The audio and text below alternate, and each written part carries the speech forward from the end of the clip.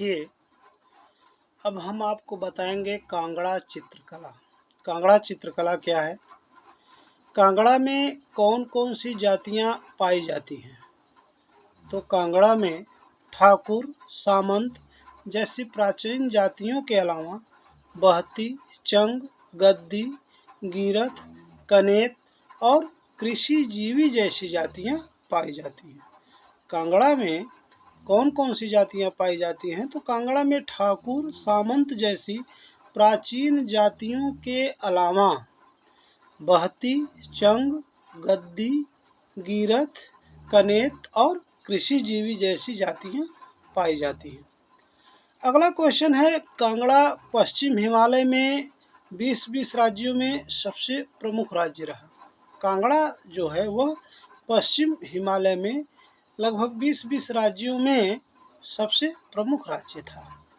कांगड़ा का प्राचीन राजवंश कौन सा था? तो कांगड़ा का जो प्राचीन राजवंश था वह कचोट राजवंश था।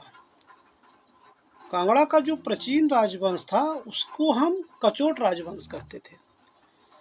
कचोट राजवंश में ही एक पैदा हुआ था भूमिचंद।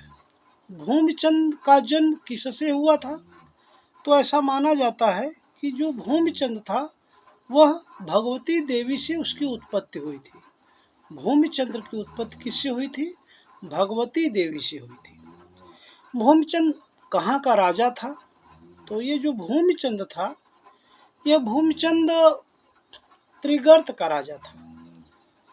भूमिचंद कहाँ का राजा था? भूमिचंद त्रिगर्त का राजा था और भूमिचंद को त्रिगर्त का राजा मानते थे और त्रिगर्त जो है वह जालंधर की पर्यायवाची है। त्रिगर्त जो है वो जालंधर की पर्यायवाची है। अगला क्वेश्चन है, त्रिगर्त संघ में कौन कौन से राज्य आते थे? त्रिगर्त संघ में कौन कौन से राज्य आते थे? तो त्रिगर्त संघ में कांगड़ा, गुलेर, सुकेत और चंबा। त्रिगर्त संघ में कौन कौन से राज्य हैं? तो त्रिगर्त संघ में आपका कांगड़ा था, गुलेर था, सुकेत था और चंबा था। अगला क्वेश्चन है, 12वीं शताब्दी के अभिज्ञान चिंतामणि नामक कोश ग्रंथ में त्रिगर्त का पर्यायवाची क्या रहा है? तो हमने बताया ना आपको कि त्रिगर्त का पर्यायवाची जालंधर था। कटोच राजाओं की राजधानी कहाँ थी? तो ये कटोच राजाओं की राजधानी त्रिगर्त या जालंधर थी। 10वीं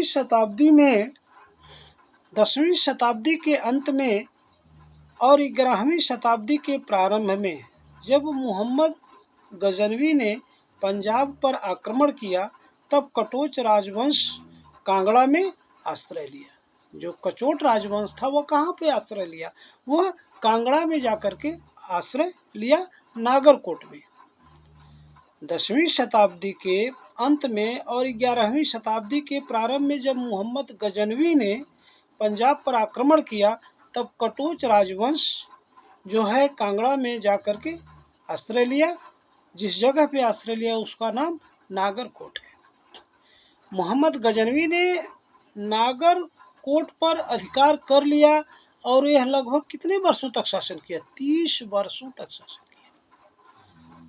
मोहम्मद गजनवी ने जब नागरकोट पर अधिकार कर लिया तो वह लगभग 30 वर्षों तक शासन किया। वहाँ दिल्ली के शासक पर्णभोज की सहायता से कटोच राजा ने गजनवी के सामंतों से कांगड़ा किला छुड़ा लिया। दिल्ली के शासक पर्णभोज की सहायता से कटोच राजा ने गजनवी के सामंतों से कांगड़ा किला छुड़ा लिया। लगभग 500 वर्षों तक कांगड़ा की शासन सत्ता विभिन्न शासकों को हस्तांतरित होती रही। ध्यान दीजिएगा, लगभग 500 वर्षों तक कांगड़ा की शासन सत्ता विभिन्न शासकों को हस्तांतरित होती रही। समस्त पहाड़ी रियासतों पर 1345 ईस्वी में किसका प्रभुत्व था? समस्त पहाड़ी रियासतों पर सन 1345 ईस्वी में किसका प्रभुत्व था? पूरन चंद का, महाराजा पूरन चंद का। सन 1360 ईस्वी में रूपचंद के हाथ से सत्ता रही। 1360 ईस्वी में रूपचंद्र के हाथ में सत्ता रही।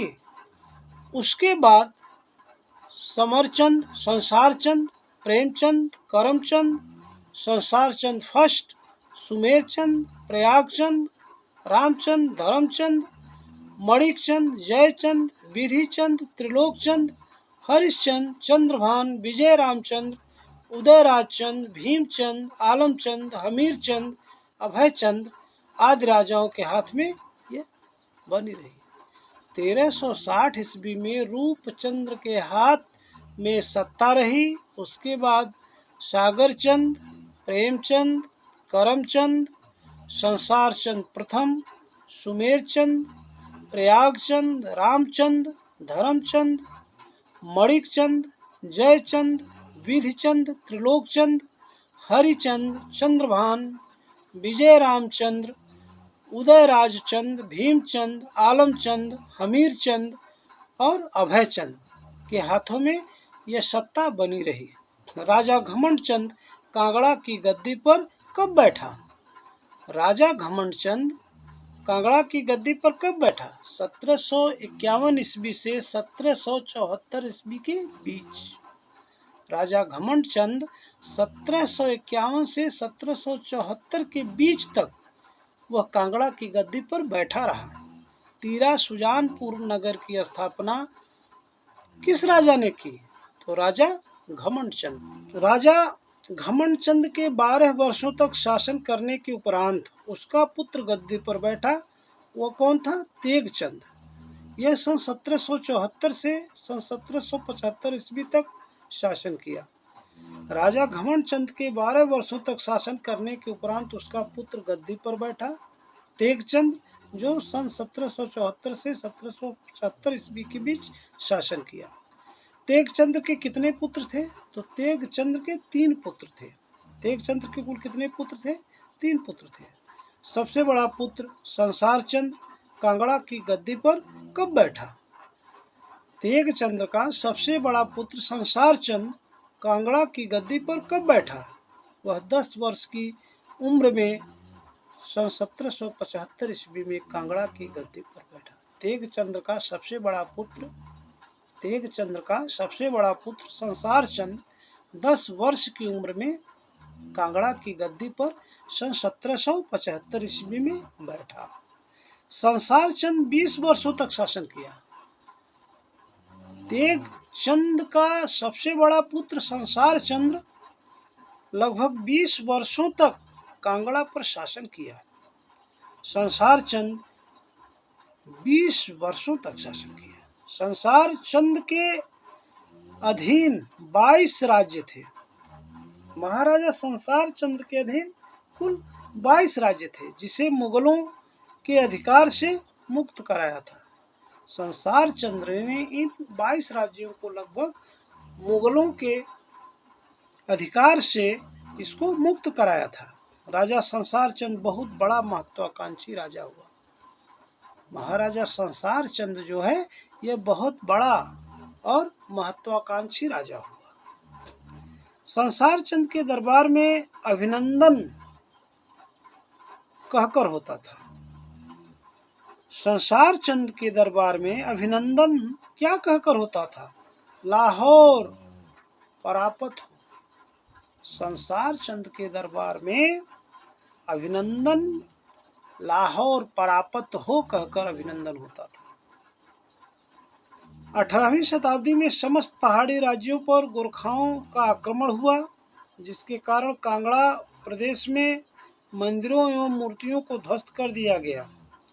18वीं शताब्दी में समस्त पहाड़ी राज्यों पर गोरखाओं का आक्रमण हुआ, जिसके कारण कांगड़ा प्रदेश में मंदिरों एवं मूर्तियों को ध्वस्त कर दिया गया। यह आक्रमण सन 1806 ईस्वी से 1809 ईस्वी तक चला, लगभग 4 वर्षों तक। यह जो आक्रमण रहा गोरखाओं का, यह आक्रमण लगभग 4 वर्षों तक रहा, सन 1806 ईस्वी से सन 1809 ईस्वी के बीच। राजा अमर सिंह ने किसके आदेश से गढ़वाल, कुमाऊं, सुकेत, मंडी और कांगड़ा में अपनी विध्वंसकारी नीति चालू रखी? राजा अमरचंद ने किसके आदेश से गढ़वाल, कुमाऊं, सुकेत, मंडी और कांगड़ा में अपनी विध्वंसकारी नीति चालू रखी? नेपाल के राजा के आदेश पर। नेपाल के राजा का आदेश प्राप्त करके गढ़वाल, कुमाऊं, सुकेत, मंडी और कांगड़ा पर अपनी विध्वंसकारी नीति चालू रखी राजा अमर सिंह ने। बाद में अमरचंद ने गुलेर, जसवंत, सुकेत, नूरपुर, कैटलेहर आदि के राजाओं से अपने साथ ले लिया। 2 वर्षों तक युद्ध चला। कांगड़ा के किला को गोरखाओं से मुक्त कराने के लिए सन 1905 ईस्वी में संसार चंद्र ने रणजीत सिंह की सहायता ली और कांगड़ा को मुक्त कराया। कांगड़ा के किला को गोरखाओं से मुक्त कराने के लिए सन 1905 ईस्वी में संसार चंद्र ने रणजीत सिंह की सहायता ली और कांगड़ा को मुक्त कराया। बाद में रणजीत सिंह ने कांगड़ा की शासन सत्ता हथिया ली और कांगड़ा के साथ साथ जालंधर व दोआब के शेष राज्य के सिखों के आधिपत्य में आ गए। संसार चंद्र की मृत्यु के बाद उसका पुत्र अनिरुद्ध सिंह गद्दी पर बैठा। संसार चंद्र की मृत्यु के बाद उसका पुत्र अनिरुद्ध सिंह गद्दी पर बैठा।